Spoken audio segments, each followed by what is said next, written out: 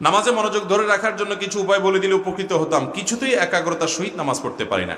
ভাইরা আমার, নামাজে একাগ্রতা লাভের জন্য অনেকগুলো পদক্ষেপ আমাদের গ্রহণ করতে হবে। নাম্বার 1, চোখের জেনা থেকে বাঁচতে হবে। চোখ দিয়া সারাদিন হারাম জিনিস দেখবেন, নামাজে মনোযোগ ধরে রাখতে পারবেন না।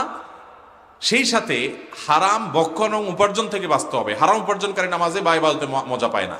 হারাম উপার্জন ছাড়তে হবে, চোখের জেনা, চোখ দিয়ে হারাম জিনিস দেখা ছাড়তে হবে।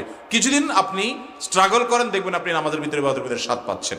নাম্বার 2, নামাজে মনোযোগ পাওয়ার জন্য নামাজে কি পড়তেছেন, সলাতে কি তেলাওয়াত করতেছেন, এই দোয়া দুরূদগুলোর অর্থ বোঝার চেষ্টা করবেন। আল্লাহু আকবার মানে কি অনেকে জানে না। সুবহান রাব্বিয়াল আযীম মানে কি অনেকে জানেন না। সামি আল্লাহু লিমান হামিদার মানে কি অনেকে জানেন না। সালাতের মধ্যে আপনি কি পড়ছেন সবগুলোর অর্থ বুঝে বুঝে আপনি পড়লে ইনশাআল্লাহ মনোযোগ আসবে।